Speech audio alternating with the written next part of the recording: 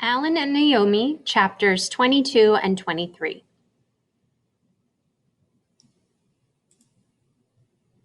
Aren't you ready yet? Alan's mother called towards his room. She'll be here any minute. I'm ready, Alan called back. Why was she always so nervous whenever people were coming or going anywhere? What if he were a minute late? Couldn't they wait 1 minute? Alan, hurry already. His mother appeared at his bedroom door, her hair wild and uncombed. She looked like a witch, thought Alan. She'll scare Naomi to death. For crying out loud, he shouted, I've got to get my repair kit together. What in hell do you want from me? Watch your mouth. That freshness and that language. You think that's something? Come and watch a stickball game someday. You may learn a couple of words that you never even knew were invented, even. I hear plenty through the window. Plenty. Everybody in the house hears. It's disgusting. And there's girls playing there, too. Well, it's not me. I know. That's because I'm lovely. Enough already. I don't need from you this kind of aggravation. Your father is sleeping. Let him sleep. He works hard enough all week. What is with you? You don't want to go with her for this walk, so say it. Don't give me all of this kvetching, this tumble. I do want to go. What do you think of that? I just don't want to be rushed. The doorbell rang. Alan's mother pushed her hair back and pointed to Alan to go to the door. My hair isn't even combed. Alan, please. My hair isn't combed either. Alan! Alan opened the door, still angry. Naomi was holding her mother's hand. Like a 2-year-old, thought Alan. She was wearing her green sweater with the buttons down the front. In her hand was a paper bag. I hate green sweaters, thought Alan. It's a horrible sweater. Nobody wears sweaters like that. And what's in the paper bag? Not her doll. Anything but that. I'll be right back, said Alan abruptly. He rushed to get his plane and repair kit and then said, Okay, let's go. He knew he sounded grouchy because that was exactly how he felt. Okay, said Naomi. Mrs. Kirschenbaum gave Naomi's sweater a straightening tug and then kissed her. Alan followed Naomi down the stairs. Why couldn't she go faster? What if Sean opened his door? Or anyone? He didn't care, of course, but still. They reached the lobby and Naomi stopped at the big glass door. What was wrong with her? Did she expect him to open the door for her? Open it yourself. But she didn't move. Alan put down his model plane and opened the door, but Naomi just stood there. She looked frightened, as if the street were a river into which she had to plunge from a great height. Come on, Naomi kid, I'm here. It's only a stupid sidewalk. Naomi walked a few steps out to the street and then halted, looking back towards Alan. She was like a little child waiting for its parent. Alan felt ashamed. She needed him, and he was acting like a rat. He said, as pleasantly as he could, Okay, Naomi kid, we're on our way to my favorite place, Holmes Airport. Only it's not an airport anymore, but it's still my favorite. As they walked, he noticed that she paced herself to be just a half step behind him. When he paused at the curb before crossing, she paused. When he rushed across, she rushed, like a little child. Once they were a few blocks from the Oak Terrace Arms, Alan started walking more slowly. None of the boys on his block were likely to see them now. Naomi adjusted her pace again to be just a little behind him. Then Alan saw the hobby store where he bought most of his models. Even on a Sunday, a small-scale train went around and around in the window, disappearing under a mountain and reappearing at a village. Look at that, called Alan. Oh, c'est joli! It's a whole little village, Naomi said, pressing against the window. Someday I'm going to get a set like that, Alan said, but it costs a lot. I knew once a boy had a train just like... Naomi stopped. I never knew a boy. No, I never knew. She walked away from the window and then turned back towards Alan as if pleading for him to follow. What's wrong? Alan asked as he joined her. You look sort of scared. Is nothing. Don't ask me, please, any questions. Please. She started to walk. Alan wondered if it had anything to do with Europe. In all the time they'd been together, she'd never talked about Europe. They continued walking. Naomi seemed lost in thought, so Alan just whistled softly to himself, and in a little while, Naomi started whistling too. It took well over an hour to reach Holmes Airport and another 10 minutes before Alan found a phone booth in a drugstore. He called the Liebmans and told Mrs. Liebman that everything was fine. Naomi didn't seem frightened at all. He didn't mention how the sight of that model train had disturbed her. Why trouble them? She seemed perfectly all right now. Then Alan ran with Naomi out onto the great open field. Alan is magnifique! So big a space, the sky is all over. I'll race you, Alan shouted. Come on, Naomi, we have to get to the middle of the field. I'm coming, wait, you are too fast. This is it, Alan shouted as he finally stopped. Holmes Airport. Naomi turned and gazed in every direction, one arm around her paper bag, one hand shielding her eyes from the morning sun. The wind from the west rippled through the tall grass. Is tremendous. But I do not see airport, said Naomi, confused. This is it. You're on it. This is Holmes Airport. But it's just big, huge, empty field. Where are the airplanes? They're gone, but this used to be the biggest airport in the city, he said. See there? That long stretch with the only patches of low grass? That was the main landing strip. That's where we'll fly the Piper Cub. Come on. They walked out to the center of the landing strip, and Alan put his repair kit on the gravel. Naomi set her brown paper bag down next to the kit. What's in that? Asked Alan. It is surprise, said Naomi. Can I look? None. Later. It is something to eat. Really? Like what? Alan felt his stomach tighten with hunger, but he did want to get the plane up. The wind was perfect now. Okay, he said. Now watch. I'm winding the propeller. See? Naomi watched as Alan twirled the propeller with his finger round and round. He kept count of the turns. 301, 302, 303, 304. When he reached 700, he stopped winding, checked the wind, and then raised the plane a little higher than his head, with one hand over the propeller to keep it from spinning. Okay, he said. Here goes. Take off. The plane flew up in a wide turn and headed towards the sun. Naomi ran along the landing strip, trying to follow. She called upward. Hey, Yellowbird, wait for me. Hey, we saw Jean. Alan watched as the Piper Cub continued its slow turn and headed north. I am faster than the plane, Alan. Look, Alan. She ran along the field, calling, leaping, almost dancing, while the plane circled above her. For a second, Alan pictured her on her bed, tearing those pieces of paper, and then with Yvette, the doll. His father was right. She hadn't been alive. He wished his father could see her now, and Mrs. Liebman and Mrs. Kirschenbaum, everyone.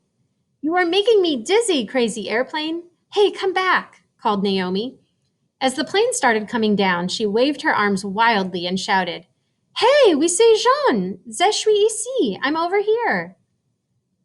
The plane landed among weeds, and Naomi raced to it, reaching it well before Alan. But she hesitated to touch it. Alan came up beside her and knelt by the plane. Is it broken? Asked Naomi anxiously. Let me see. No, a little tear in the wing, that's all. I can fix that easy. Come on, I need my repair kit.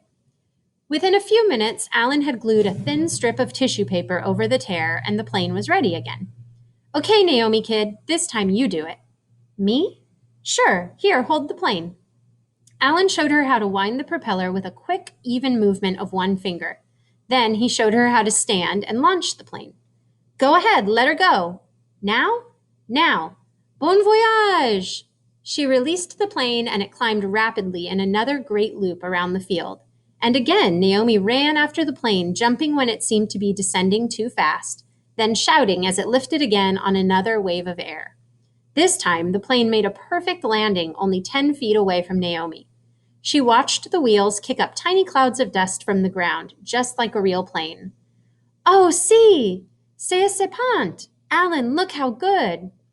They flew the plane again and again until Naomi's voice was hoarse from shouting, and Alan was exhausted from running with her. Where did she get such energy?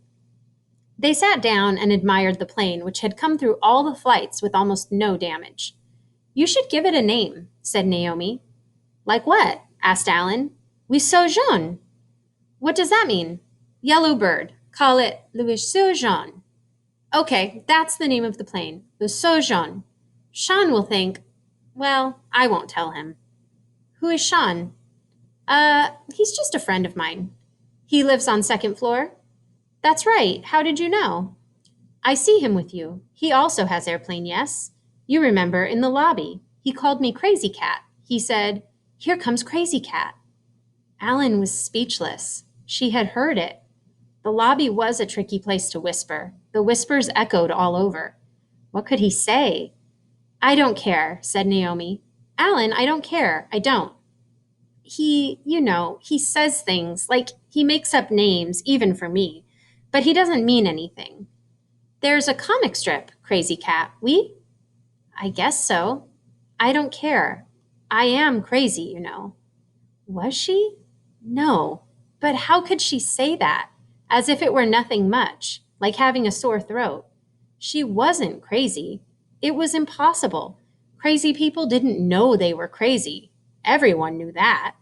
She was too smart, too funny, too everything to be crazy. You're okay. There's nothing wrong with you. Hey, let's see what's in your paper bag. Okay, close your eyes. Alan heard the bag being torn open. Naomi seemed to be fixing something. Okay, look. Spread out before him on a big red napkin was a miniature feast. There were a dozen tiny triple-decker sandwiches and a paper cup full of tomato chunks and olives. Around these were little cakes with icing, lemon, strawberry, chocolate, and at the side were a small bottle of milk and more paper cups. It's beautiful, said Alan. Boy, your mother sure knows how to pack a picnic lunch. Not ma mère. I make it. You're kidding. Is easy. I show you someday. I hate to eat it, said Alan. It looks so great, but let's eat it anyway. The food tasted just as good as it looked, and Alan wondered if Naomi's being French was why it was so elegant and different. When his mother made a sandwich, it was loaded, but it never had the cool, delicate softness that these sandwiches had. This is really great, said Alan, taking his third cake. But you shouldn't have spent all the time on it. You didn't have to get so fancy and all. Why not? You are my friend. Still. No, it was nothing. I used to make picnics with my friends. Was a long time ago. We played picnic in the courtyard. We had toy dishes and cups. My friends, they are all dead now. We? No, said Alan. I mean, maybe not. Alan thought of all the newsreels and photos. Burning houses in London, Nazi troops marching, people pushed into trucks, the fall of France, of Paris. Naomi had been there. What had she seen? He wanted to ask. He wanted to know. But be careful, he thought. Let her talk if she wants to talk, but be careful. Chapter 23.